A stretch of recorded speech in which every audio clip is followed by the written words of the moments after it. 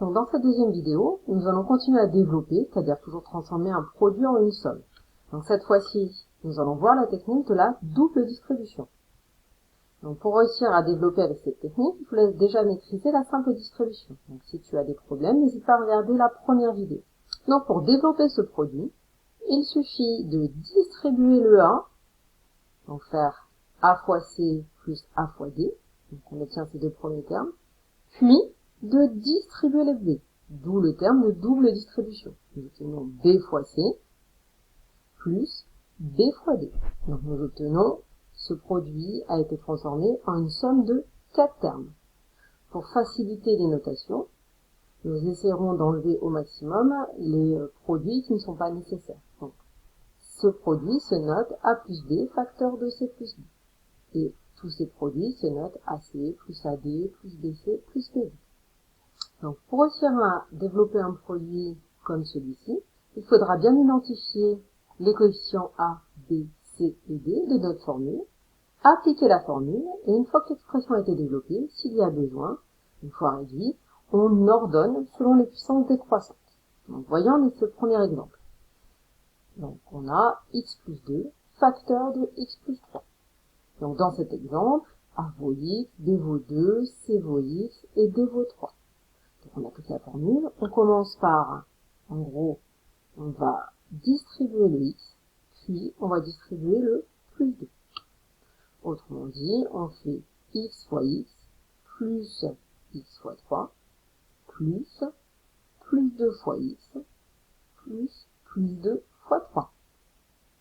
Donc, on simplifie l'écriture. On obtient x au carré plus 3x plus 2x plus 6.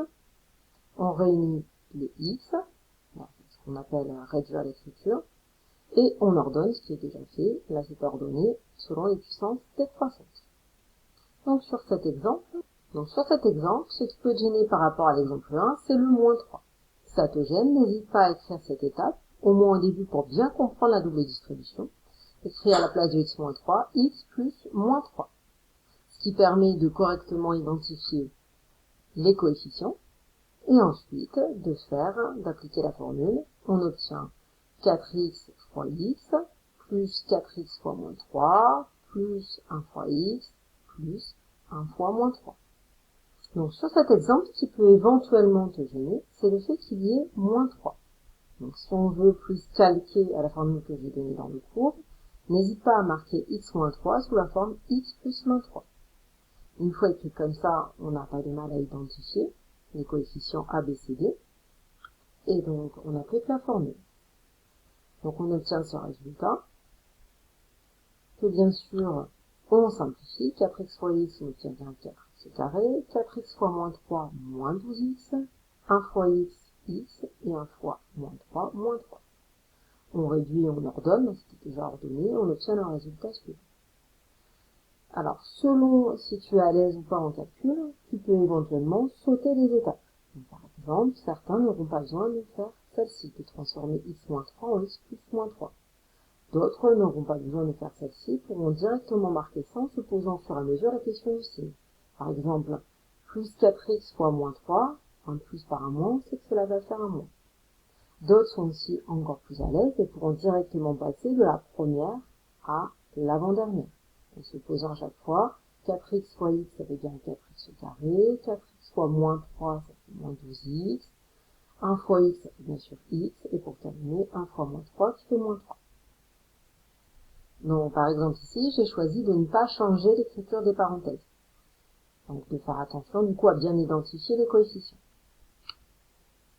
Ensuite, je développe, effectivement, en identifiant bien, par exemple, que c'est b qui vaut moins x, d'accord, et d qui vaut moins 3. Toujours pareil, si je suis plus à l'aise et je ne veux pas écrire beaucoup de parenthèses, je peux directement écrire ça.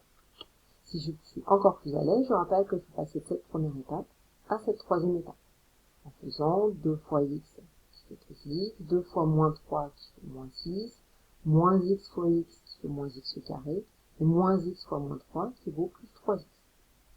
Si j'ai besoin d'ordonner le résultat. Donc si tu commences à comprendre, c'est très bien. Passons à l'exemple suivant. Donc cet exemple, C'est souvent ce que l'on va rencontrer au lycée, c'est-à-dire que vous avez effectivement une double distribution, mais pas que. Donc, vous avez effectivement plusieurs opérations possibles, donc il faut aussi appliquer les règles de priorité opératoire. Donc là, nous avons une soustraction et une multiplication. Nous allons commencer par faire la multiplication. Donc, on va commencer par exemple par faire celle-ci. On aurait pu aussi commencer par faire la multiplication de 4 facteurs de 2 moins 6. Donc faire cette multiplication, ça revient à faire notre double distribution. Donc le reste, je ne commence pas par ça, donc je réécris tel quel. 5, je ne l'utilise pas, je le réécris. 4, je ne l'utilise pas encore, je le réécris aussi. Donc 5 moins 4, je n'y touche pas pour l'instant. Je vais commencer par cette double distribution. Donc pareil, je vous ai mis cette étape facultative. Si vous êtes à l'aise en calcul, vous pouvez directement écrire ce résultat-là. Ensuite, une fois ce produit fait, il reste également un produit. Donc je ne vais pas faire la soustraction en premier, je vais d'abord faire la distribution de moins 4. Donc je distribue moins 4, le 5 je ne l'utilise pas, je le réécris. Moins 4 fois x carré, ça fait moins 4x carré. Moins 4 fois moins 3x, moins par moins, ça fait un plus 12x. Et moins 4 fois 6, ça fait un moins 24. Si vous n'êtes pas encore tout à fait à l'aise, vous pouvez rajouter cette étape de calcul. Et pour terminer, bien sûr, je réduis et j'ordonne. Pour vérifier que tu as bien compris, voici 3 exemples que tu vas faire en autonomie. Donc, pense à bien faire pause sur la vidéo et de regarder ensuite la correction. Alors, regardons la correction du premier exemple. Donc, effectivement, là, il n'y a pas de priorité opératoire, j'applique directement la formule. Pareil, si tu es à l'aise, tu passes directement de la première à la troisième étape. Sinon, tu passes forcément par cette deuxième étape. Et tu n'oublies pas de réduire et d'ordonner. Donc, on obtient 2x carré moins 7x moins 4. Maintenant, le deuxième exemple, encore à regarder cette fois-ci les priorités opératoires. Donc, on voit qu'on a une addition et une multiplication. Ça ressemble au dernier exemple que l'on avait fait ensemble. Donc là, on commence par faire la double distribution. Ensuite, on se pose la question, on a encore une soustraction et une multiplication. Bien sûr, on va distribuer. Donc, il s'agit d'une simple distribution. Ici, on aurait pu distribuer le moins 7. J'ai choisi de distribuer le 7 et de m'occuper de la différence après. Donc, on distribue le 7, on arrange, et ensuite on distribue le moins. Autrement dit, ça revient à multiplier par moins 1. Et pour terminer, je réduis bien sûr et j'ordonne. Et pour ce dernier exemple, à nouveau les priorités opératoires. Je m'occupe d'abord de cette double distribution. Ensuite, je distribue le 2.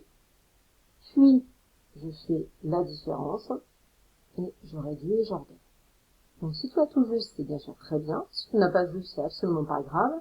L'important, c'est de repérer les étapes où tu as fait une erreur, pour ne pas refaire les erreurs dans tes prochains exemples. Donc après avoir vu la simple distribution dans une première vidéo, nous venons de voir la double distribution. Donc voici un exemple, je reviens au dernier exemple. 2x plus 1 facteur de x moins 3, je fais 2x fois y, je trouve x carré. 2x fois moins 3, je trouve moins 6x. Une fois x, je trouve x, et une fois moins 3, moins 3. Donc c'est fait, je réduis l'écriture. J'espère que tu es maintenant plus à l'aise avec la double distribution. Si c'est le cas, je te suggère de passer à la vidéo numéro 3, qui est un cas particulier de double distribution. C'est le cas particulier des identitaires remarquables.